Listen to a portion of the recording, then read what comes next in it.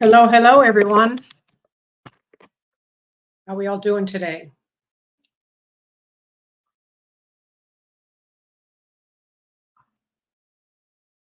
Still waiting for YouTube here.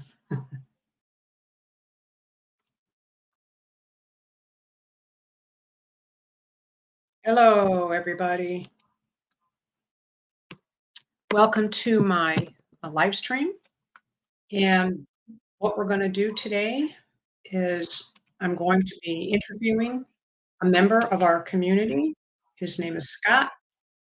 Um, for those of you that don't know Scott, he has an interesting story to tell us about what statins did to him. And I came to know Scott from the San Diego meetup that I did with about 10 members about 3 months ago, not even realizing that Scott lived in the same town that I lived in. So it's pretty cool. So, anyways, I'm going to bring Scott on and I'll be asking him some questions. If we have enough time, we will take some questions from you folks. So, be thinking in your head if there's any questions that you want to ask Scott. So, let's see, let's try and get Scott in here. Hey, Scott. How you How are ya? doing? I'm doing pretty good here today. Looking forward to this. A little stressed, but you know how it goes. Getting ready for this. This is my first time doing a podcast.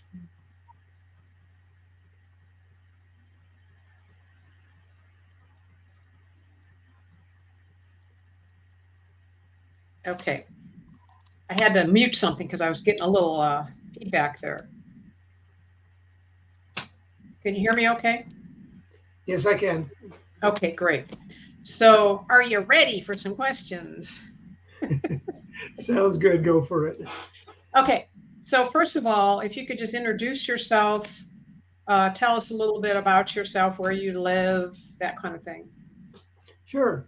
So, ironically, just last month I turned 65. You know, the big 65. Wow. So, Congratulations. and as Marcia mentioned, you know, I do live here in the San Diego area in Escondido, and graduated from San Diego State University in 1981. I've been married shortly after that degree, and now I've been married for 41 years to Cynthia. And let's see, now, you know, most of my childhood, teen years, I lived around the world, mostly in the United States. I love outdoors, many activities, and I'm a glider pilot.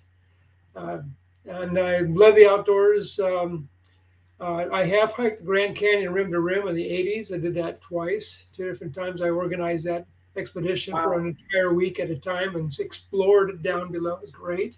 As well as Mount Whitney. I've done probably about 3 trips of Mount Whitney. I just enjoy it that much.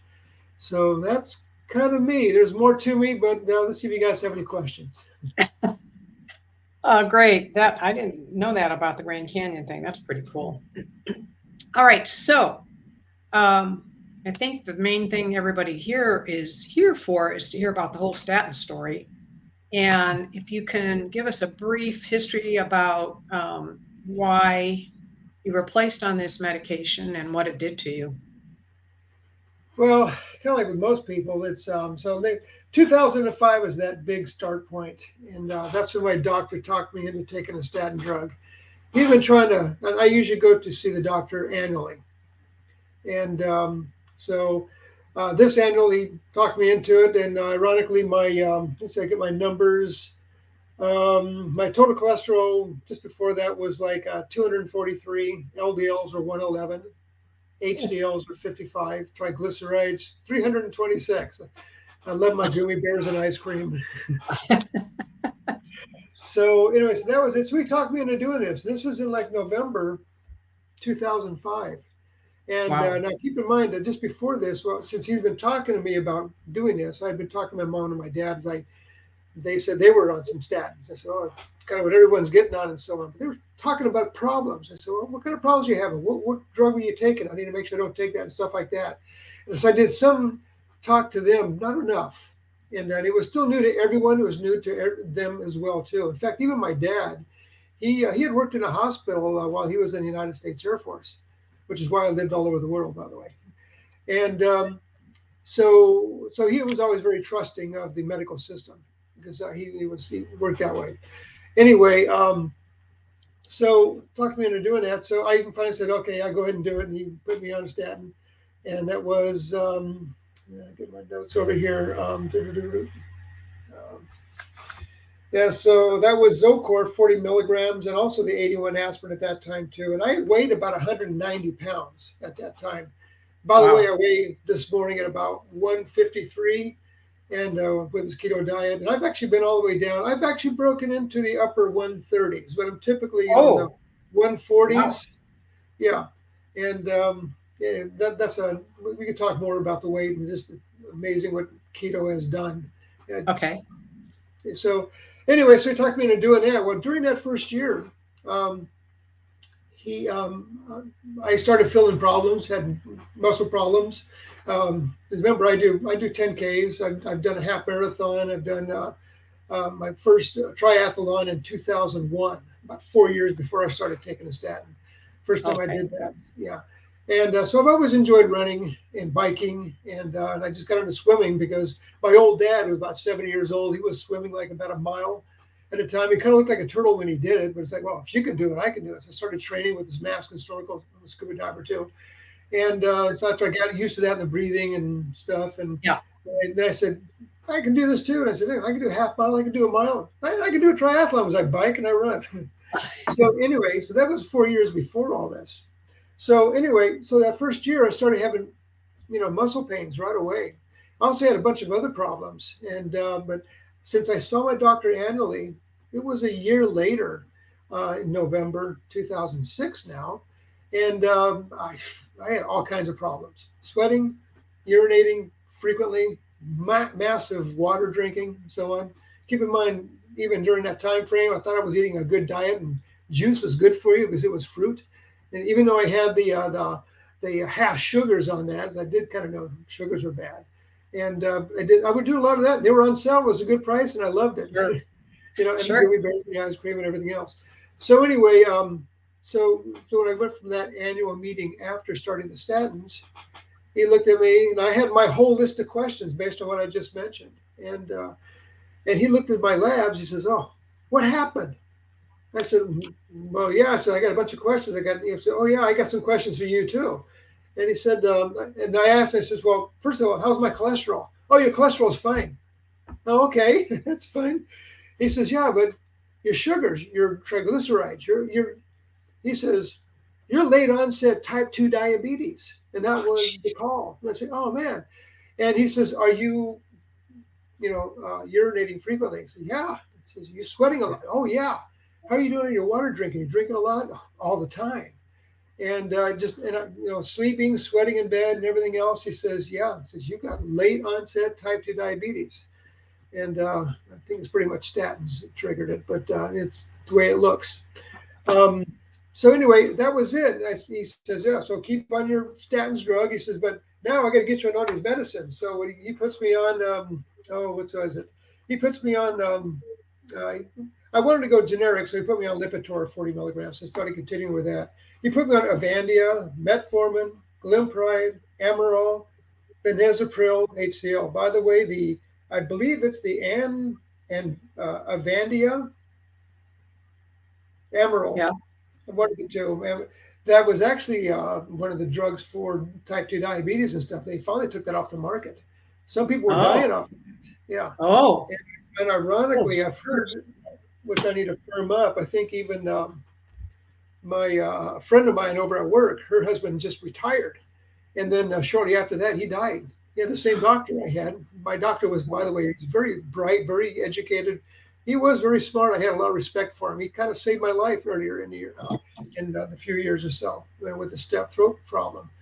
Um, anyway, so so I had all these drugs now, and then I had a 2 week follow up after that, and so on, to see how things are going, and things are going. I mean, my blood sugars are coming down, and so on. And then he put me on the prescription for what was it? Um, Lantus, 20 Oh. units. Oh. It's like, whoa, this is a That year. must have been scary. Yeah, I mean, uh, I've never had a problem before this. Never had. Yeah. and I've exercised. Like I said, my weight was, like I said, about 190 pounds. It had dropped by that time a little bit though. But anyway, the I never took the Lantus. I got the syringes. In fact, I still have my top drawer to remind me. And the Lantus, I just never opened it. I just kept that in the refrigerator, and that was it. Eventually threw it out. Yeah. But I just, with all the medications, they brought her down. But I had situations where, for example, I'll give you one example. I was at Costco. I was walking around these areas, and I was just starting. I went hypo. Didn't quite understand the hypo. I was hypo, and I didn't have any sugar with me, whatever. But I didn't know which aisle I was in. I didn't know which way I was going, in or out, from the center aisle to the outside. Or whatever. I was sweating, and I was over by the pharmaceutical area too. And then they had some samples of some. They always have samples at Costco. Sure. Yeah. So I got a sample of like a cracker or something like that, maybe something a little bit sweet or whatever, and just kind of dazed, walking around for a little bit, and it kind of felt a little bit better. And then didn't quite still understand. That was the first time I had ever got hypo. Anyway, and I went all the way. I actually got back in the car. I felt acceptable, and I drove back home. That's about 4 miles. And luckily, I didn't get into an accident as I think about it. But I checked my blood sugars. I think it was like about 35, 40, something like that.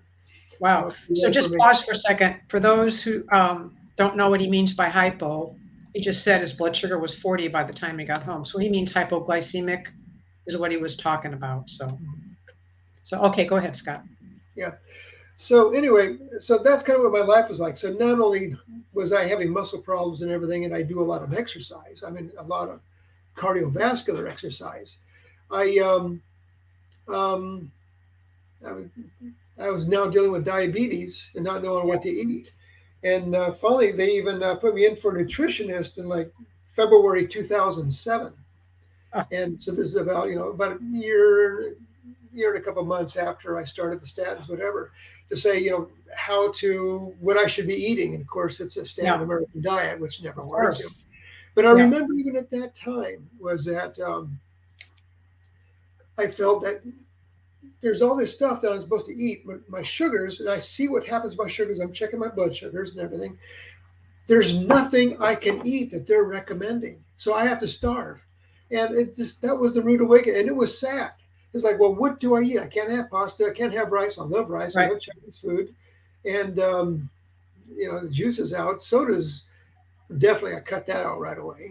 Of course, I didn't do a whole lot of soda. Well, okay. I used to do like the 64 ounce, 7-Eleven fill up just about every morning. But at least I was kind of doing diet soda by that time. Okay. So I've been struggling, with all of that. And, but I started having some difficulty with my bicycle riding, combination between the diabetes as well as the statins drug side effects. But one of the biggest things that I really had with the side effects of statins, as I kind of looked more on this, was on my elbow, the inside of my, inside here is the tendons inside there. Because remember, I'm exercise, whatever, lift weights and so on. I got tendonitis in there, and I had to put on a kind of an armband for my there. Then I also got plantar fasciitis on the bottom of my right foot. Now I've got a pool and a diving board. I love jumping off the diving board, and I couldn't do that anymore. And I think what kind of triggered this was, I remember we had gophers over here, so I was out in the side yard here. We got about a third acre here at my house, and I remember pounding down with my foot the gopher hole. Just you gopher, kind of stretch down the hole, whatever, and it kind of hurt from there. Normally it would have been fine, whatever, but that was the trigger.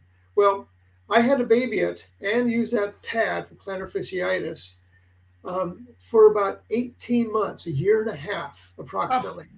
And if I jumped off the diving boards, I was feeling pretty good. It was like I had to start all over again or whatever. So 18 months, and these are tendon issues. Now, typically in a tendon, in a normal, what I've had in the past, tendons will repair. There's not a lot of blood supply in that. You can probably vouch for this, Marcia.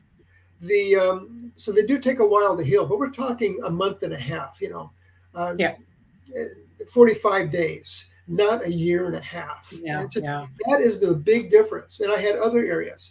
Um, so those are the big problems. So I had to really reduce my exercise. I started going more on my bicycle, and I really couldn't run at that time.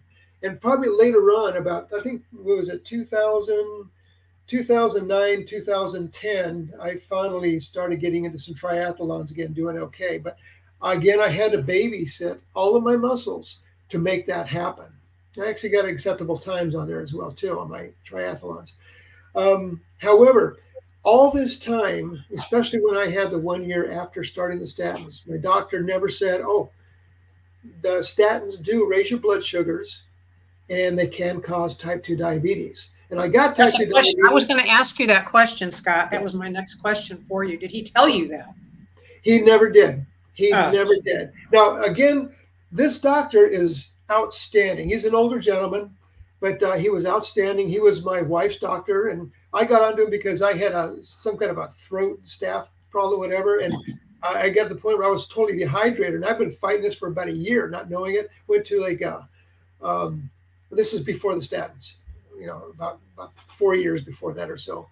Um, Even a nurse practitioner looked at my throat and said, "I can't see anything. I don't know what the problem is." Of course, there's a lot of problems. So it would kind of go away, but then it would come back. yeah. Anyway, so finally, he basically saved my life. I went in there and said, "Hey, doc, what's going on?" I mean, I was groggy. You could barely understand me. I was totally dehydrated, and he saw that.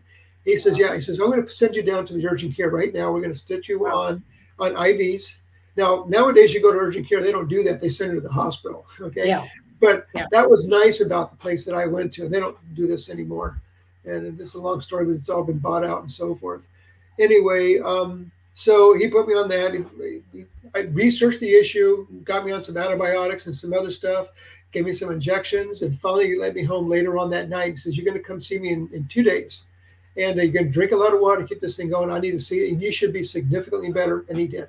He saved my life. Okay. And so this guy is good. When my wife always bragged about him, the fact that whenever there was an issue, he knew his drugs. He knew his drugs really well. He's an internal medicine doctor. Okay. And, he would go refer to his PDR, physician's desk reference. Right. And my wife loved that about him. It was like, okay, he knows what he's doing. So all my trust was in him. But as smart as he was, as good as he was, he did not pass that information to it, possibly because he was never told it and he couldn't find it in the research. And but he never told me that I could get type 2 diabetes, and that's probably where this happened from. He never Right. said that either.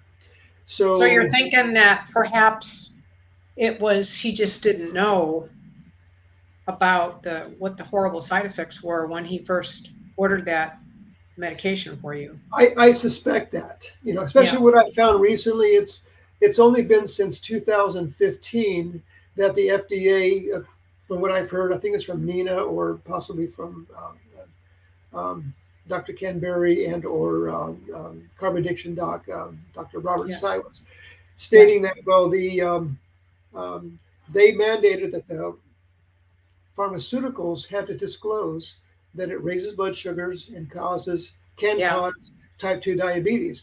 But they didn't mandate that for the doctors. They didn't mandate that for the pharmaceuticals, not the pharmaceuticals, the drugstores, basically, Yes. where I get it from. And it still kind of goes that way. They still really don't tell me this. And it's interesting that even nowadays, I mean, just last year, I went to my pharmacist to go get my metformin, which I'm still taking 2,000 milligrams a day. And they said, "Oh, by the way," he says, "you got type 2 diabetes. I see that you're not taking the statins drug. Do you know that all type 2 diabetes should be on the statins drug?" I said, What? "Do you?" Yeah. I said, "Let's see. So I believe statins drugs raises your blood sugars. And if I'm a diabetic, why in the heck would I take a statin drug to raise my blood sugar so I have more to fight?" And I said, "But Yeah, well, that's weird because going back to, you said your LDL was 111 that's or correct. something like that, Just before I which is started not the high. It's not high at all. exactly. But see, they at that time in 2005, they were going by Well, the true. total cholesterol. My cholesterol had been up to as much as 270. I thought, well, that's bad. And Yeah. incidentally, I just want to let you know there was, I worked for an electronics company in manufacturing. I even had a, God, I thought I wrote it down here somewhere. There was even uh, a seminar at work for health because they sponsor these health things or whatever. And it was talking Sure. about statins and Ah, how good it is and what it does and why you should keep your statins low, what your numbers are, what you should be eating, what you should not be eating. That's what they're doing. yeah, yeah. But they went by total cholesterol at that time, and it was like 235, um, 243. 243 was my total cholesterol at that time. So, but of course, my triglycerides are 387, HDL's 55. So that's like four in a ratio of, so that is Well, high. HDL's not horrible, but the triglycerides sure is. Yes, it is. Yeah. Whereas Yes. now that's not the case. Now I'm typically around a ratio of one, sometimes Uh-huh. even less than one. So So did he say anything about the triglycerides? no, Was he giving you the statins for the triglycerides or the total cholesterol? he went total cholesterol. He Okay. didn't. Obviously, he saw my labs from before and didn't say really anything about the triglycerides. I don't recall him saying, "Hey, you got to stop the sugars. You're kind Yeah. of high on there." But he never did that. But again, Uh, this whole thing about statins raising blood sugars, uh, I feel after all my studies over this, was it's been a journey ever since 2005 for me yeah. to today and continuing this journey. Yeah. And I would think that it should be a standard practice that if you've got a drug that everyone's pushing, that it does raise blood sugars and it can cause type 2 diabetes, you need to look at that triglycerides and make a decision about Yeah. whether or not that's really the right way to go or not. But Yeah. I had watched the oiling of America in about 2010 to 2011. My daughter had told about this. And anyway, and I said, yeah, I'll watch it. Anyway, leaping up ahead of the story, my newer doctor who replaced him because he supposedly retired, Yeah. okay, I think he left because he finally realized that, hey, the statins that they want us to push, I can't push this. All my patients are getting diabetes. Because he had Yeah. a patient across the hall, but when I go in, he said, hey, he's got diabetes too, and he's trying to get his blood sugars down. He was an Asian guy, and Yeah. they, I mean, I love rice. They love their rice. They just can't live without it. It's very Sure. common, and but it's anyway. So So what was your worst point in time to where you got so disabled from this that you couldn't do a whole heck of a lot of anything that you like to do? okay, so this is jumping forward a little bit though, but real quickly in 2010, I was watching Dr. Oz. I love watching him. He was doing a thing on statins drugs, Hmm. and then I was watching and said, yeah, I'm on this drug and stuff like this, and fighting diabetes, whatever. And he says, oh, by the way, and he was talking all the good things about statins, drugs, and stuff like that, and what it was, and pictures of cadavers out there and things like that. That's Yeah, like he used to do. Yeah. Yeah. yes. And he says, oh, by the way, 20% of the people get type 2 diabetes when they take a statin drug. Okay, bingo. Yeah. That was the last day I took my statin drug. I said, aha, that's what happened. So that And was your he was eye the first opening, guy who told me. your aha moment. Oh, Wow. exactly. So Yeah. that was 2010. But then jumping ahead and kind of getting toward you, what you were asking, which is a significant time for me as well too, and that was in um, 2014. Ironically, November again. This is the follow-on doctor now. I was kind of pushing this again. He says, "Oh, you got to take the statin. You got to take the statin." I can't do it. I can't do it. Yeah. Anyway, and he finally says, "Okay, you can do this. We're just going to do," and he called out provostatin, and I believe that's the generic, because I usually do the generics, 10 milligrams 3 times a week. Okay, that's not 40 milligrams every day like it was first Right. prescribed to me on Right. Zocor at that time. Anyway, and he says also just to convince me to take this stuff, he says, if you don't have to do 3 times a week, you do half a pill every other day, 3 days. You manage it. You make your notes. He knows I make extensive notes. That's Yeah. where I get all my data from. I've got history back to 1989 in my logs. Wow. Journals. That's awesome.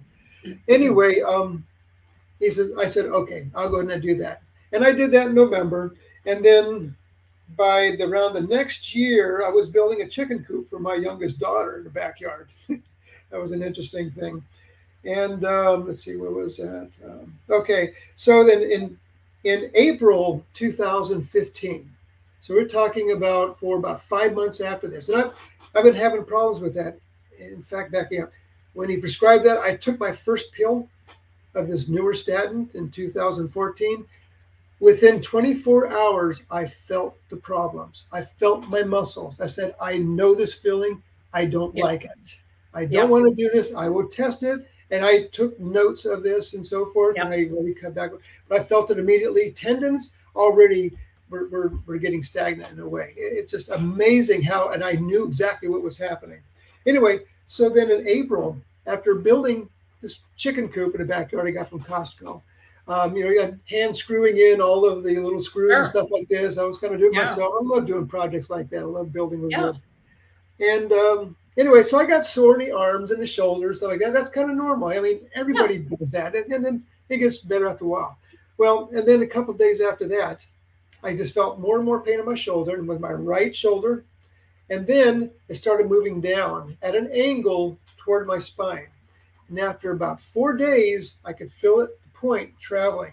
As soon as it hit my spine, it was a level 10 pain. Oh And my. not all the time, but it was my right arm, which I'm a dominant right-handed. Uh-huh. And if that ever happened, I mean, it was a strong, sustaining pain. I had to relax my arm, keep it up against my stomach, and hold it there, and just grin and bear it until after about 30 seconds or so, it would kind of go away, and I'd start moving my arm slowly and whatever. And I did this, and it was going on for that day, and then into the next day, and then next day I got to call my doctor, and I said, "Oh, let's back up." So I also work in a clean room, and in these clean rooms you have these doors that are usually sprung closed or whatever. You got to put the lever down, and then open this thing up against the spring. I could not do that. My Mm. right arm, my dominant arm, was disabled Oh my because of this. goodness. And just from the extra stress of building something, and then the statin magnifying the problem with the muscles and the tendons. Oh, Okay, and so I did this. So I can't remember exactly which day, but it was a couple of days after that. I've got to document it somewhere though. I called him. I says, "Hey, listen, I got the shooting pain. It's 10. I said it'll go down to about a 2, maybe a 3." He says, "But all of a sudden it's a sharp 10, and there's nothing could get worse than that." And then I said, "This is," and I'm told him. He says, "You're taking your drug?" I said, "Yeah, I'm taking the statin drug." I said, I told him how much I would take, about a half a pill every 3 days or something like that. And I said, "It's just not going away." And I said, "This statin, I have to stop." And he says, "Okay." And he was upset. He says, "Oh, so you got to stop your statin." I said, "I have got to stop the statin. I already knew from day one what the problem was, and this just climaxed that." He says, "Okay, stop the statin." That was it. Okay, so, and then finally, over about 2 months, it started getting better. Occasionally, I do still feel a little sharp pain at my spine area, maybe about a 1. I can feel it. It's really not painful, but I can feel it, and that's just a reminder of what yeah. happened to me at that time. That was Yeah. 2014 and 2015. So now, when I go and see this doctor, and of course, because of my diabetes, he wants to see me every 3 weeks and do blood Oh work every wow. 3 weeks. I'm sorry, not 3 weeks, 3 months. two Oh, months, okay. Okay. 2 months. Okay, yeah. 2 weeks is a little bit. I hate doing blood tests. I mean, Oh, it got to the point, it's like, okay, you can't get blood out of this. Go over here now. I got good veins, so yeah. they get Thank my blood goodness. wherever they can. And I hate doing it. I don't like damaging my body in any way. Yeah. Anyway, so what we've agreed to on this is that he said, and he'll say, and he says, "Okay, so yeah, your LDL is still high, and I'm recommending you do a statin, but I know you cannot do a statin." And and I said, "Yeah." I said, I have too many major side effects of that. And he says, "Yeah," but he says, "I have to write down that you have these major side effects for that, and I have to write that down, document that." He says, Yeah. "I have to do that." He didn't get into details from there, but basically, there's some, and for what I've learned from Dr. Barry, Dr. Robert Siwas, Covered Addiction Doc, and a lot of the other ones, is that these doctors are, uh, they have guidelines that they have to follow, including Right. their financial gain. So they have to Exactly. write this down. If not, he's not doing his job. And now I can personally imagine that, for example, what is it? Um, Oh, what's the legal terms to protect yourself as a doctor? Um, why can't I think of it all of a sudden? Um, I'll think about it. Anyway, so for legal reasons, because they're under their, um, I almost had it, they're under obligation with their legal agreement that they Sure. have to advise us correctly. If they Right. don't, they could be liable because Right. the whole health They don't want to system get sued. relies on that. They can't Yeah. deviate from that, or they're not covered by their malpractice insurance. Okay. There you go. Malpractice. Yeah. So this is what I assume, and I'm probably right about that Well, I because would, there's other um, um, things that people, that physicians want people to take vaccines and flu shots and stuff like that, and people sometimes don't want to take them.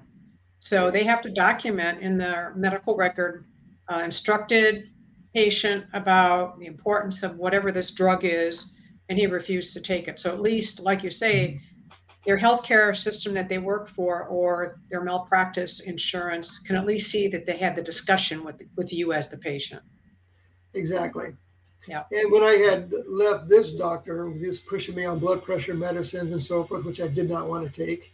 yeah, By this time, I had really lost faith in a lot of the healthcare system, and I've sure. understood more and more of the politics. Yeah, So I've kind of become more of my own doctor, and yeah. so the so when I went to another doctor, I started out just after another complication of my diabetes. So I'll get into it in a minute. Um, I told him, I says, yeah, my previous doctor said that I have to kind of mention the fact that I have major side effects and I cannot take the statin drug. And he says, yes, I'll have to do the same thing and so forth. Anyway, but backing up to that one is, so after I left this doctor who wanted me every 3 months trying to push blood pressure medicines on me, and I'm an athlete, and good HDLs. My triglycerides are now lower, because I'm, Yeah, being better on that. So I'm still not yeah. keto, by the way. And so then in 2017, 2018, July. So I started having for the second time a fistule on my posterior, on my Hmm. anus. And this one was red. This was bad. And I started feeling very bad from this. I Yeah. was degrading fast. So I finally Wow. went to the urgent care down the street from where I work at, which I was going to start using this one to get away from that other doctor that I had. And then they looked at me in the urgent care, turned sideways, they looked at it, and they said, oh, this is bad. This is really, really bad. I'm sending you to the hospital. You have to do surgery tonight. Oh So my. now, since I left that other doctor about a year earlier, and I had heard something about um, a note that there was like I could beat diabetes by going on a liquid diet, do that for about a year, and then that'll kind of get your blood sugars down, and then you start eating solid foods, building it in. I didn't research it, I did not study it, but I kind of followed that, but then I did not follow it. And I was eating all Yeah. the wrong stuff. My blood sugars at that day, when I went in for the surgery, I found out the A1C was 13, and Wow. 13, maybe even 14. Anyway, they said, yeah, we cannot do our surgery on you today. You've got to have this done. We're giving you insulin. And they started giving me insulin the first time I've ever had insulin injections. And they had to Yeah. keep doing it, keep doing it. They kept checking my A1C again. Nope, you're still high. You're coming down, but you're still high. Finally got down, I believe, to about maybe 11 or 12.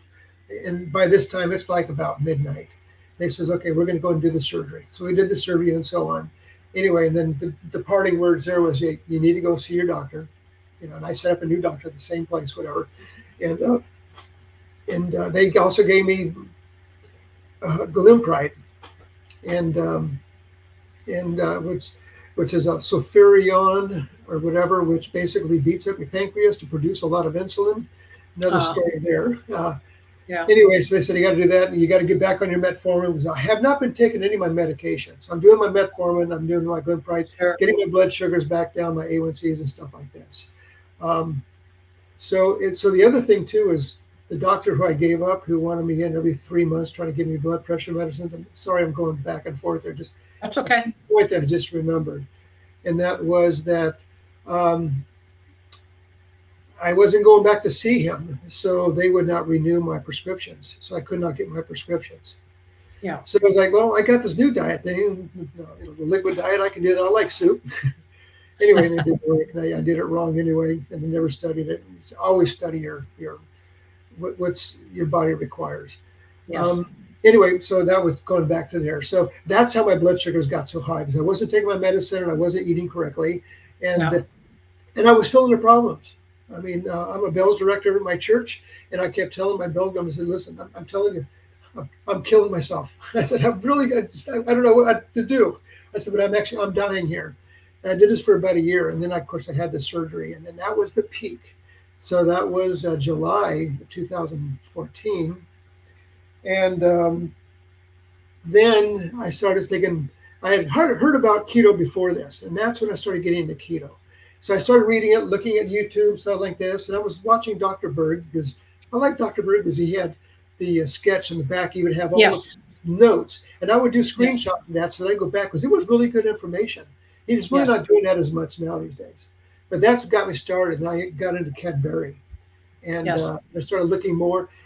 For 1 year solid, I was researching this and I was practicing it. And I said, okay, so I'm doing the keto, now what?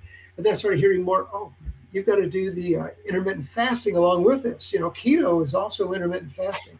So I learned about that. So, and now what I do is I do keto and I do intermittent fasting with OMAD, 1 meal a day. Yeah. So since that time, let's see if I had a weight at that time of my, got to find it. Anyway, so I've always tracked my weight, by the way. And so since I started getting on the keto, I dropped my weight. I think it was probably about maybe 175 around that time. And I was low as I was losing weight by the time that surgery hit. So I started dropping weight even more. Now, I'm a rock climber, novice, whatever. I enjoy it. But I always remember to be a really good rock climber. Based on my height, I'm about 5'7.5", 5'8". That I need to be down about 155. That's optimum. That would be great. Well, I'm like 170s, 180s, 190s. That's not going to happen. I've gotten close, down to about maybe 170 or something like that. So anyway, not only did I get down to 155, I exceeded that. As I mentioned earlier, I've gotten actually down to the high 130s, and it was typically in the 140s. This last year, I have not been as good with my sugars, so I'm actually in the about the low half of the 150s, and I want to get back down to my 140s pretty quick, just by doing the proper diet. So anyway, I lost a lot of weight. I got my 6-pack in my stomach, which I've never had. And in high school, I was a 4-year wrestler. My freshman year, I wrestled 98 pounds, to give you an idea that I'm not an overweight person. I wasn't the best wrestler, but I was the best one at 98 pounds I could wrestle, so I did it. It just wasn't that good. Oh my gosh. So I've been on keto since then, some dirty keto, and I really don't go carnivore because I forget my potassium for the mitochondria, being sodium from salt and then potassium. I like my avocados, and that's where I get a lot of my potassium, as well as my beefs, my steaks, and stuff like this. Sure. I still don't like liver very much. I got to try to find a way to do it. I still got some in my freezer from a year ago. Well, come to my house because I'm having that tonight. Oh, gee. Just live down the street. So anyway, so I have creeped up a little bit, but my weight is normal. And it has not been normal for decades, absolute decades. Okay. So, and I feel good doing this. And I go to the gym a lot, and I do what I call my heat therapy in the sauna and in the jacuzzi. And I go to do my half-mile swims, 1-mile swims, whatever, always in preparation for the next triathlon, which I'll be signing up for probably next week again for next June. Yeah. And I have an audience, and I just talk to people. I tell them my story that kind of I'm mentioning right here, and I tell them about keto. So a lot of people learn keto through me over at the gym in the sauna. Yeah. And I actually have a card that I made up too, that I'll say, while you're in a jacuzzi, you're not going to write this stuff down. Here's a card. It has Dr. Ken Berry, Dr. Eric Berg, Dr. Robert Sywis. the watch the Oiling of America, understand statins. Anyone who wants this says, "Oh, I just started my statins." I said, "Here, you need to watch this." Yeah, So yeah, I pass that word around because I have that's learned great. firsthand from this. Well, So there's interesting because we've got somebody, I'm looking at the chat here. Gail Adams says, I had no idea statins cause diabetes. And no, now knowing this, the timeline for my diabetes and after put me on, and the doctor put me on a statin. So anyways, this is good because you assume that so many people know what you know, but just this is a perfect example here. Gail had no idea. And I really, as a clinician, I mean, I haven't worked in a hospital for many years, but as a clinician, I never had any idea about that either. mhm. So I think the moral of the story, and Dr. Berry says this all the time, the more you share your story with everybody, the better it's going to be because they're going to learn from you, and then they're going to teach the next person, and so on and so forth. Yes. So And I also learned through this thing too about the politics of the healthcare system, the way it is. There was one chart that really made a big difference, and it showed over the last, I believe, 40 years, they have doubled in the number of doctors. Okay, so a lot of doctors over 4 years, right? But if you yeah, look at the administration, that doubling of the doctors is like a flat line at the bottom. mm, And it's a beluga whale for administration. So there's so many hands in the pot, and based on money and profit and so forth like that, they've got to keep the money rolling. And so I really feel sorry for the doctors. I honestly, to God, do, because they are being fed by an administrative group which has a different objective. Now, doctors really do want to heal people. I believe that, but they have yeah. so many guidelines, so many legal hurdles that they have to follow through, and so forth.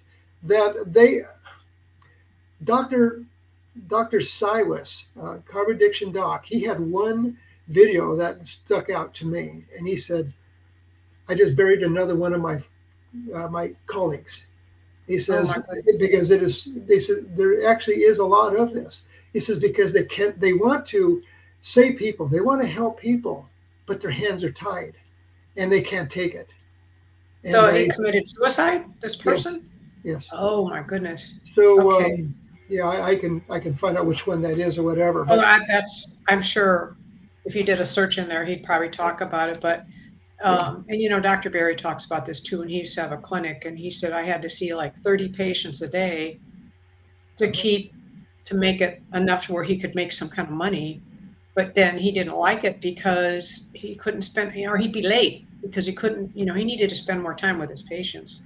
And, Mhm. that's so true. I mean, how can a doctor see 30 patients in an 8-hour day and give proper care to all those patients? Exactly. It's just too much. Yeah. Rhonda has a question here. How was your kidney function through all of this? Any problems with kidneys? My kidneys have not had a problem. Of course, the time when my sugars were elevated, like through the roof, as soon as after I took the statins and so on. I mean, I was peeing a lot, and I was kind of getting some pain. And then that time recently, before I found Ken Berry and I had my surgery, um, yeah, I was feeling some pain in my two sides, which would be my kidneys, Yeah. and I knew what it meant, and I just didn't know what to do. I But just you did. didn't have any lab values to confirm that you had some kidney issues going Um, on? Nobody ever mentioned anything to me, and I didn't know that. Now that I've got the Common Sense Labs, I was just looking at Yeah. that, and I just got my labs yesterday, and it appears as though, based on the numbers from what I've read through the book, I'm doing okay on my kidneys and also my liver. Yeah. So, I'm Well, going that's to a also get pretty, my sleep peptide test, but they about 2 years, and I think that was on the low side, but it wasn't high. So, which means I'm not hyper insulin insulin. yeah, that's a tongue twister. Hyperinsulinemic. Yes, thank you very Yeah. much. Um, and I really want to do that because I had stopped taking that Glimpride, and Yeah. I'm back into that Glimpride with my new doctor who I have now, which was my wife's doctor here, female. I love her too. I've met her, when I've gone to my doctor. When I've gone to my wife's meetings with her before, I liked her. I still do. Um, so she understands.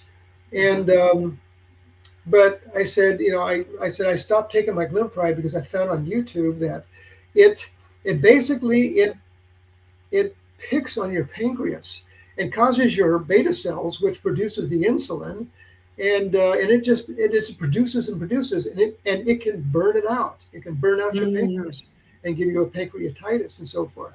mm, And mhm. the so she kind of mentioned that she did that. She said, "Yeah, we actually don't use that." And I said, "Well," I said, because I stopped taking it about 3 months, for about 6 months ago, and that's why I want to go and get my C-peptide test. I want to see if I'm actually producing my own insulin, Yeah, since I'm not under the influence of the glipizide, Glimpride. My dad had one, and I had another one, so I can't remember which one it was, but it's the same yeah, class. yeah. Anyway, she says, "Yeah, we really don't do that because of the problems that you described." And I said, Mm, "Good." Anyway, so I was good. happy to hear that I am producing some of my own insulin, and not a Yeah, lot because I was doing pretty strong keto at that time. I was yeah. kind of at my optimum. And also, in a matter of 2 years since I've done my DEXA body scans, I did that Yeah. every year. I did not do it this earlier this year, so I will be doing it, I guess, in January, February, coming up in 24. In 2 years, um, I had lost 50% of my visceral fat. Now, keep in Oh my mind, goodness. on the DEXA scan, like I said, as you can see, my six pack. I've never had Sure. that before, even as a wrestler. Never. Yeah. Okay. So that's what keto does to you. Carnivore does that to you. Yeah. Ketovore combination, low carb, and this intermittent fasting is fantastic. I'm not hungry, by the way, when I do my 20 hours intermittent fasting. I am not hungry, and I do not snack. So you The probably also had fatty liver if you Exactly decrease your insulin, I mean your visceral fat. right. Debbie is asking if you had memory problems because some people that take statins have that problem. And I know what they're talking about. You'd have decreased cognitive function. I've Yeah. found that out. Hmm. And I don't really recall. A little bit of fog. I have had some, yes. I haven't paid too much attention to it because my main emphasis was on muscle since I was an athlete. But Yeah. I did notice some fog, and people say, "Yeah, where are you at, Scott?" Stuff Yeah. like that. Yeah. And in the study, I think I can't remember who did it. Ken did it or someone, but talking about may have been anyway. Um, talking about there's a study that showed that you had cognitive function dysfunction by taking a Yeah. statin. So you discontinue taking a statin, and then your cognitive function comes back, and then you put them back on a statin, and then it got bad again. Right. I So remember like that too. direct relation. So I did have some. I'm not Yeah. sure how much I really have, because I wasn't concentrated on that. Yeah. Well, too, based upon your story, you did have some blood sugar, some episodes of hypoglycemia, and that's going to make your brain foggy too. Exactly. So, but Exactly. yeah, I know it's the statin. That's one of the big things that they say is it causes diabetes, it causes Alzheimer's or dementia or whatever you want to call it, Hmm. and it causes severe muscle aches and pains. So, Right. There's another key point here that I wanted to mention too. So I was sure. taking care of my elderly dad for about his last 4 years. He died, and just at the beginning, just as COVID was just getting started, just before it got started. Anyway, I've been taking care of him. He almost made it to 90. Keep in mind, a lot of his family was dying in about in the 50s and 60s. So he did pretty well, making it all the way up to almost 90. Anyway, he he had a heart attack, and then went into the hospital, and they had to put a stent in there. And then he was in the hospital, and then recovering from that. They're about ready to take him home and so forth. And so then at the hospital, they give you your paperwork when you're done, which says, okay, Yeah. these are the drugs that you have to take and stuff like that. So I'm a note taker, and then I've been studying keto and Ken Berry and so forth, and I've lost my weight and so forth. I'm doing pretty good on this. Anyway, they said, okay, so this is what you need to take. So I open up my Franklin. So this is my Franklin. This is my journal. Okay, stuff like this. I keep my notes in here as a Wow. journal. This is a legal document. The courts can they can it can be used as Subpoena? evidence. It can be Mhm. subpoenaed as evidence. Yes. Yeah, One of the few things. yeah. This is by Franklin. I've been using this since 1989. That's where I get a lot of my data, by the way, that I put together here. Anyway, so then the person releasing us, which is probably just a medical person, a nurse or something, and they said, okay. And I open up my Franklin and I start writing down. Said, okay, we need to take this. I said, okay, so what does that do and how much is that? They said, let me come back and I get back to you. So they left, and then Oh, about half an hour later, they came back again and said, okay, here's the new paperwork for you. And I said, okay.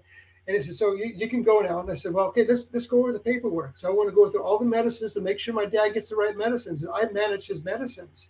And that's how I took care of him. And he says, oh, well, I can't do that. So go and stick around a little bit longer.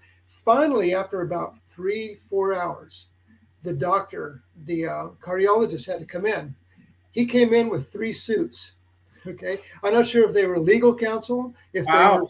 staff. Yeah, not staff, but management, upper Yeah, management from the hospital, whatever. And they had to listen in. They didn't say a word. I didn't ask who they were, though I should have, though. Anyway, yeah, I had my darn. phone open. He says, okay. And he sits down at the seat in front of the terminal. And he says, okay, let's go over your medicines. I said, okay, fantastic. And I got my pen ready and I'm writing all this down. And he says, okay, this, and this. And he would talk about this and how much. I said, okay, and how long should he be taking it? And he says, who are you? That's what he said. He says, who are you? And I said, what do you do? I said, Scott? I'm an analyst. Okay, I said, actually, I'm a technician. It says, but I'm a business production management major. And it says, I do analytical reports and so forth. I take my notes and I document everything I have. Just okay, he was thinking I was a lawyer. So anyway, Uh-huh. he went through each one and said, and I would ask him a question. I said, how long should it be on this blood thinner, stuff like this, and Yeah. what was the protocol? And I would write all this down. And when I saw him again, let's say 9 months later, I had my notes from that sheet with me, and I said, okay, this is what you said, and this is what we're doing, and we covered over that. And actually, he respected me for knowing that. But he got down to the list, and he says, okay, and your dad needs to take a statin drug. And I said, no, he's not taking a statin drug. Said, my mom took a statin drug. She should have lived until she was in her 90s or 100 because that's the way her family goes. She got diabetes complications. She was taking insulin daily, had a miserable life, and she died at 85 because of not a heart attack, but a rupture in the back of her brain. And so Oh, it said wow. my mom had statin problems. I had statin problems with that. My mom died early because of the statins. My dad has statin problems. He's got some dementia problems as a result of this. And he said, my dad is not going to take a statin. He says, okay, he can take red rice yeast extract. Okay, red rice yeast extract. And I said, okay, so I write that down. I says, what is it? he says, he says, you can go to, or he says, this is a prescription drug. What do I do? He says, this is over the counter. You can go to Costco and you can buy red rice yeast extract. I said, okay, so I can do that. And he said, I can't remember what the quantity was in milligrams. And I said, so what is this? What does this do? And he says, it reduces your cholesterol. But why would I take a statin when there's something natural I could take? Okay, woo! Couldn't believe it. Anyway, so that was an aha moment as well too, just that one. But again, Well, my advice to everyone who might be listening on this left over is ask the right questions, be yeah, knowledgeable. I do a lot of research through Ken Berry, all the ones that I had already mentioned here, and yeah, make notes, but be knowledgeable. You don't have to know everything, but know everything yeah, that pertains to you. You got to know the right questions to ask. Don't yeah. just think that they're going to give you the right information. Well, and I think, we have a new generation, several new generations coming up here now.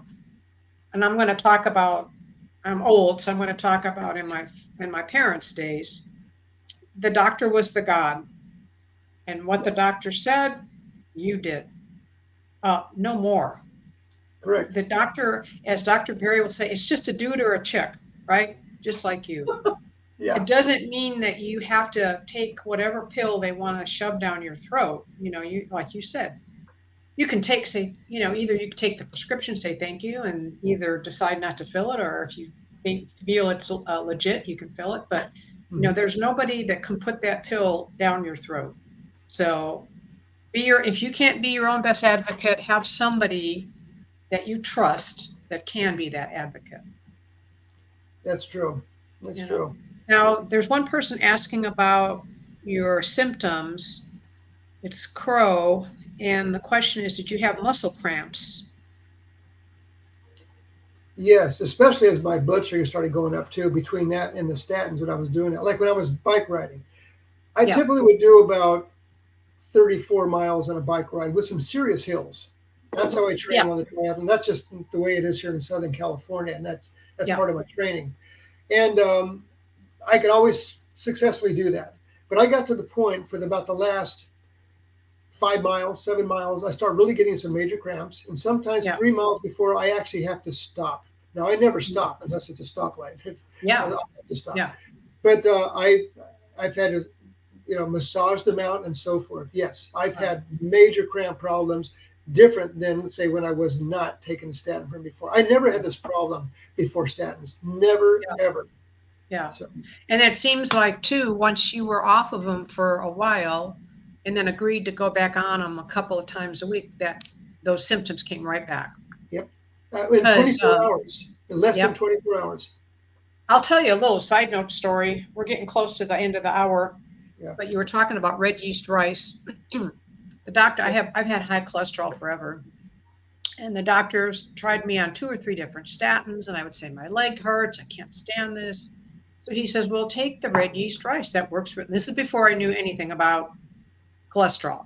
Okay. This was back in the old days. So I says, "Okay, I'll take the red yeast rice." I went to Sprouts, bought the red yeast rice, and I was taking it and got the labs done. And man, magically my LDL, my total cholesterol, like went way down. At about the 3-month mark of being on that supplement, I started getting the same leg pains again. And what I found out was that's the natural version of a statin. Hmm. That's what I believe. Yes. Yes, that's what I found out. So I'm like, I said to him, I ain't taking this, none of this stuff, nothing Yeah. anymore. That's it. Well, that's like through Dr. Berg. Because I'm type 2 diabetes, I take metformin to deplete your vitamin B12. Dr. Ken Berry didn't even mention this one. So we got to take a vitamin B12. So what was it? Healthy yeast. Dr. Berg is saying some kind of yeast, which is more for your vitamin Bs. Oh yes, it's Uh, I think it's a nutritional yeast. Nutritional yeast. Yeah, Yes. nutritional yeast. But then as I started taking a little bit of that, and then I started reading it a little more, and it says, hey, it also lowers your cholesterol. I said, oh my God, I don't want to do that. You Okay. don't want I to take stopped anything that taking that. does that. Yeah. So now I'm taking actually the vitamin B complex methylating version, who Dr. Right, the Ken Berry methylated. Yeah. recommended. I take that. And I stick it under my tongue at night, and I Oh, suck on it through the whole night. In the morning, it's kind of still there, but really soft. But he oh, says, yeah, he mentioned you don't really want to just swallow that and put it down your stomach and digest it. He says, just put it under your yeah. tongue. And that's what I do. So I sleep with it under my tongue at night. I don't choke or anything Nice, like that. So that's a good nice. recommendation. So, but again, the biggest thing other I want to mention, as I kind of mentioned earlier, is if if you don't want to take the statin, one of the best things you can do is say, I've heard about the problems, or if you've had a statin, you've had the problems, to say, I have major side effects from this, I cannot take a statin because of the major side effects. Or if you've never taken it before, said, I've heard from so many people, athletes kind of like myself or whatever, that have muscle problems, and I cannot afford to have that. I cannot take that, and I don't trust that drug. But keep it simple. I've made the mistake of just jabbering about statins are bad and they're just out to make money and stuff like that. The doctors don't want to hear that, and they don't need that. So Yeah. keep it short and brief, just to the point, and professional. Don't jabber like I do.